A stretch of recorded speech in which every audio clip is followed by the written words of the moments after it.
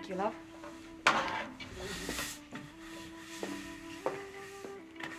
You know, it doesn't even seem like our house anymore. Yeah, it looks pretty strange, doesn't it? It's funny to think I'll probably never see this room again. Well, actually, lovey, I think you probably should come back here after school, and I'll meet you here so we can make sure we didn't leave anything. What about the bookstore?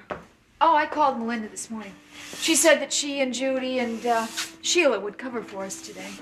So that means we can take our time unpacking. And hopefully by tomorrow, maybe we can get ourselves back on a regular schedule again. You think we'll be all unpacked by tomorrow? Well, we're gonna have lots of help. Ellen's coming over, Valerie.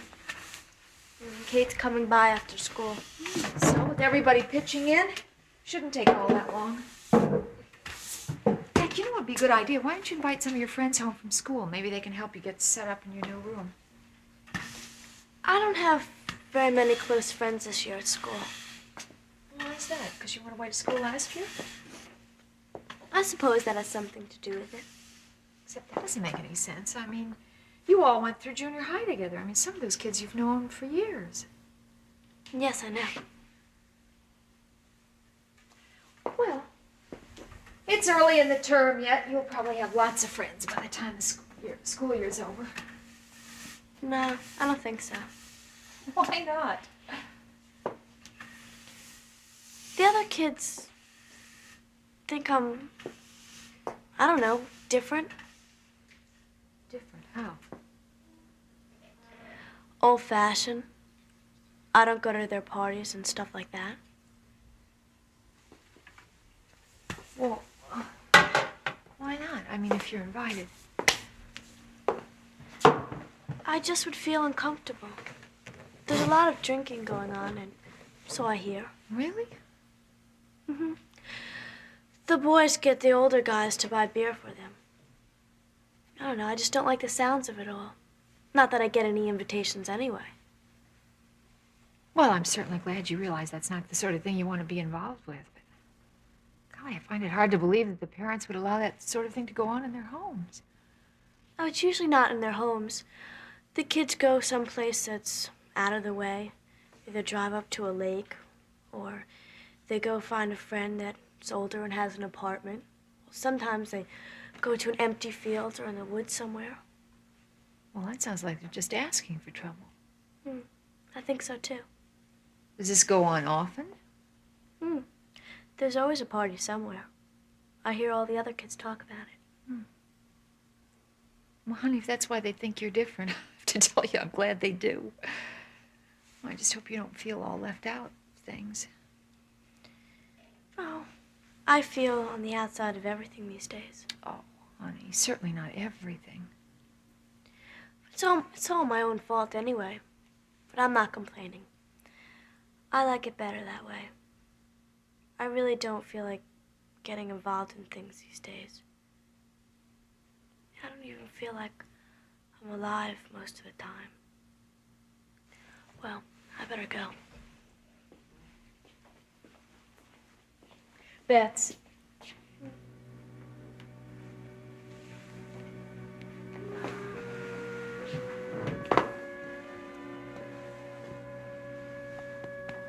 I love you. Have a good day at school. I'll try.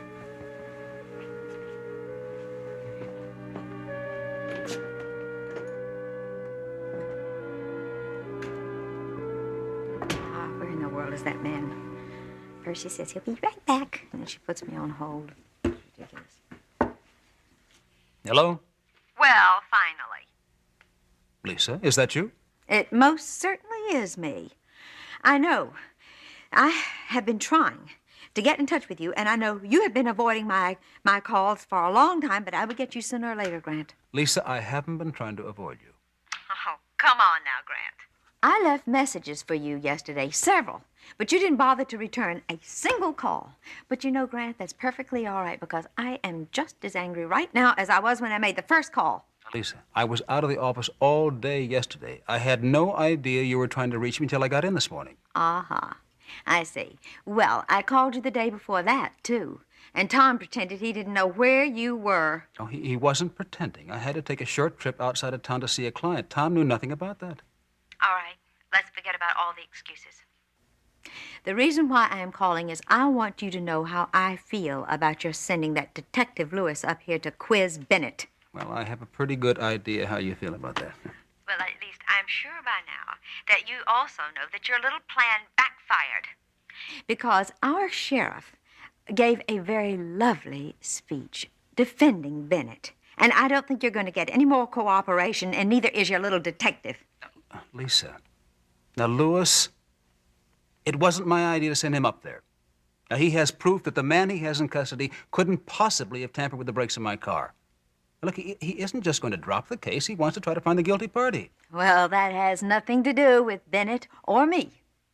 Lisa, I really don't want to argue with you. Anyway, it's good to hear from you. I trust you're all right? I am just fine. But I am not going to be fine if you keep on hounding the man I'm going to marry. Do you Oh, what's the matter? I didn't bother to explain anything to him anyway. Bennett! Well, Morning, honey. Well, for heaven's sakes, how long have you been standing there? I just walked in. Oh, Who was that on the phone? that was Grant. And I just got through really telling him off. I don't think we're going to have to worry about him anymore. It's just what I was hoping to hear. I was wondering if you were planning to use the public dining room for your party tonight. If you are, I'll have to start getting it ready. No, heavens no. It's just 4 of us. It'll be far... No, that's too big for 4 people. You want me to set things up in here, then? If you would, just sort of like we did the other night. So we'll make it a buffet, I think. But use the silver and the china and pretty flowers. I'll take care of it. Okay. Is that the morning mail, Hester? Oh, yes, it just came in. These are for you, Mrs. Coleman. Oh, good. Thank you. Oh, got a letter from Nancy Hughes and from Kim. Isn't that wonderful? Your friends from Oakdale are obviously missing you already. Oh, I miss them so much. Not too much, I hope. Oh, well, oh, no, I'm not going to be going back very soon, Bennett, I promise. Certainly not before we're married. Oh, I'm just so glad I got my notes off to them when I did. What is it? I don't know if they use different glue on these things. I can't get the thing open. Would this be of help? Oh, thank you very much. I think it's simple. Yes. Oh, very good. Thank you.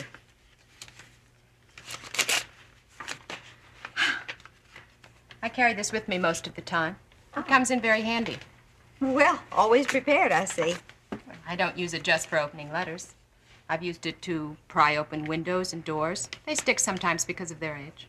I see. Well, thank you very much. I'll go get started on the flowers.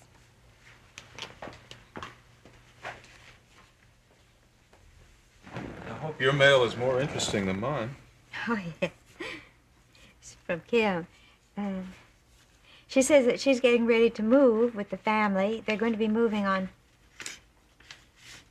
That would be today. Today's her moving day. Well, she's going to move into the complex where Bob lives. I see. Oh, it's such a lovely place. It's really not a complex. It's more of a I really townhouses. hate those modern apartment buildings. Everyone's stacked up on top of each other. There's no privacy. Oh, darling, I cannot wait to have my friends come here and see where we are. Oh, they're going to be so envious of all this spaciousness. Well, I wouldn't invite them until... Until what? What? Well, until we have more rooms ready for the guests. I don't intend to wait that long. Besides, I can't wait for my friends to get up here. I want to show you off. And I want them to really get to know you in your own surroundings. Grant? Oh, Bob, come in. How are you? I'm fine. I don't want to interrupt anything. No, you're not. No. Come on. Mary thought that Tom was still here. I wanted to take him to lunch. I dismissed him. How are things going? Little hectic. I'm flying to London tomorrow. That's what I wanted to talk to Tom about. Oh, yeah. Well, sit down. Thank you. You going on business or pleasure? A little of both. I want to spend some time with my sister, Penny. Well, I envy your trip. London is my favorite city in the whole world. I'm afraid I won't be there very long. Have you talked to Lisa? Yes, I talked to her early this morning. How is she? Furious as usual. Detective Lewis went up to Norwich and questioned Bennett Hadley again, and naturally Lisa is blaming me for the whole thing. You know, if there is the slightest chance that Hadley has something to do with this, Lisa should get out of that inn right away. Try telling her that. Excuse me. Yes, ma'am. Oh, yes, have him come in, yeah. Lieutenant Lewis. Well, I'm sure you two have things to discuss. No, Bob, stay here. Look, if he has some news, you should hear it. You sure you don't mind? Lieutenant, come in. Okie doke. You know Dr. Hughes? Yes. How are you, Dr. I'm Hughes? fine, thank you, Lieutenant. Good. Lieutenant, I'd like Bob to stay here. He shares my concern about Lisa. Well, I went up to Norwich yesterday, spoke to Mr. Hadley, and I spent all day yesterday trying to confirm his story. His story? The day that Mr. Coleman's brakes were tampered with, he claims that he was in his room at the Oakdale Motor Inn working on a book that he's been writing. Were there any witnesses? I talked to a lot of the people that worked at the Motor Inn. None of them can remember any specific dates, but they did say that Hadley spent most of his days working in his room. Well, that doesn't mean he was there on the day in question. No. He did make several room service charges that day, but without knowing what time he made them, it's no proof of anything. What it comes down to is a case of our suspicions versus Bennett's story. Doesn't mean anything unless we come up with some hard evidence. That's right. Although Although what? Is there some evidence? nothing that would hold up in court. It's just that my years on the job taught me to observe human nature very closely. It may not prove anything, but it gives me some interesting insights. This man, Hadley, is a very strange person. In what way, Lieutenant? Well, I know he has a vicious temper that he's constantly fighting to keep in control. The whole time that I was interviewing him, he was clenching and unclenching his fist. There was anger in his eyes, almost as if he wanted to rip me apart with his bare hands. Yes, I've seen that look. I know I don't have anything to back it up, but I really feel with provocation and the loss of control, that temper could cause Bennett Hadley to do almost anything.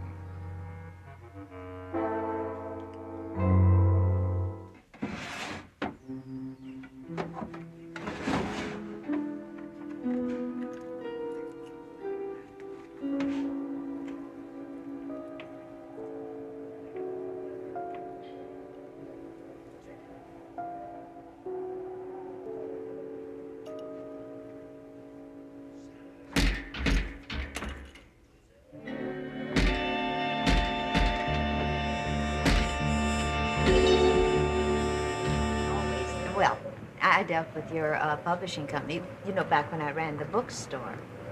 Well, I'm glad to hear that. Oh, yes. I love the things that you published and always look forward so much to the new list that came out. Well, obviously you have excellent taste. If I'm ever in Oakdale, I'll have to stop in and take a look at your store.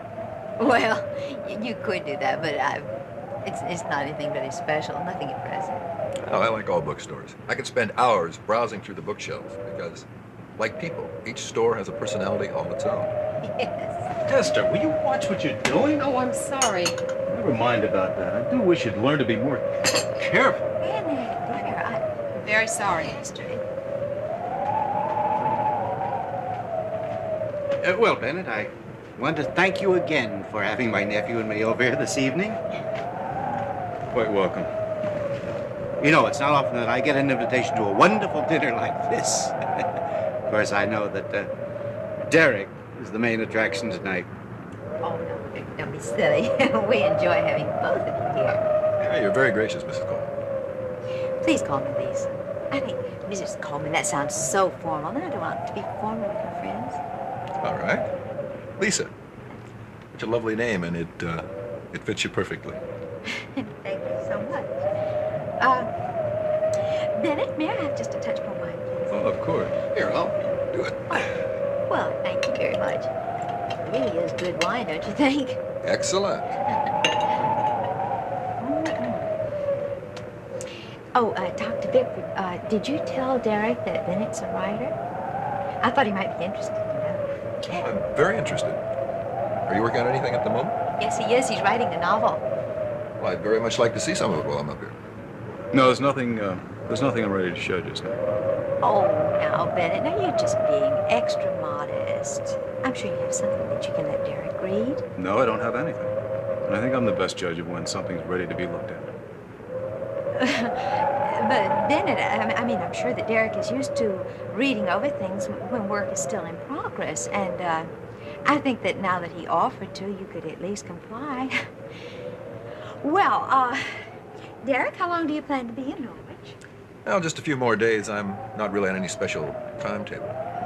But now that I know there's such fascinating company available in Norwich, I just may extend my stay. I love it. I definitely want to take you and Bennett out to dinner one night before I go back. Oh, we'd love that. But I don't know the restaurants in the area, so you'd have to give me some help in choosing one. Well, I'm afraid I'm not much of a help on that because I'm kind of a stranger here myself. Bennett, what would you think? I'm afraid we're going to have to decline your very kind invitation, but Lisa seems to have forgotten that we're busy for the next few evenings. Well, then I will have to extend my stay. You just let me know when you're free. That would be just lovely.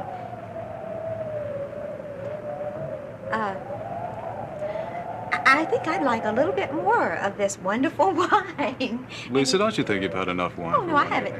No, I have just a little bit more. It makes me feel warm and relaxed and just... Well, it really is a lovely wine. It is. Thank you. Well, I hate to say this, but Derek, I think it's time we started to head home before the storm gets any worse. Oh, no, Dr. Becker, please not yet. Well, I'm afraid the driving's going to be pretty bad as it is, what with the wind and heavy rain. Yeah, I think he's right. We should go, much as I hate to. But first, a toast to a very beautiful and extremely charming hostess.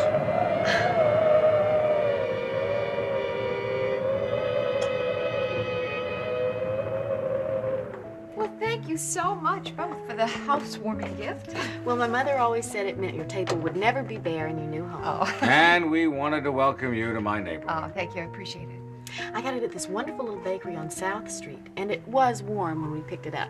We were supposed to be here earlier, but I was the one that made us late. Oh, well, I'm just sorry you missed everybody. David and Ellen and Valerie and Kate, everybody here helping with the move. And then, of course, everybody stayed for dinner, which they very kindly provided. What has Valerie heard from Alex? Well, of course, he writes that he misses them terribly. And he really is enjoying his work in South America. Oh, I bet he'll have some great stories when he gets back. Yeah. Oh, Betsy's going to be disappointed she missed the two of you. This has been such a long day. She was exhausted. She went right on to bed. Yeah, I bet she was. Yeah. I forgot to ask you, when are you leaving for London? Tomorrow? You going to be there long? I don't expect to be. Oh, I suppose you'll visit with your sister while you're there. Oh, yes. I'll spend as much time as I can with Penny. Don't you wish you were going? Oh, I would be going if it wasn't for Ian being in the hospital. I'd love to see Penny, and I adore London. Oh, I know, I do too. Listen, why don't you invite your sister home for a visit? Now, I would love to meet her. I'll certainly do that. Okay. Young lady, I better get you home. Oh, I'm sorry you had to rush off. Well, I've got a breakfast date with my son tomorrow morning, and I still have some packing to do. I'll see you later then. Bye-bye. Good night. And happy trip. Thank you. Bye, Bye dear. now.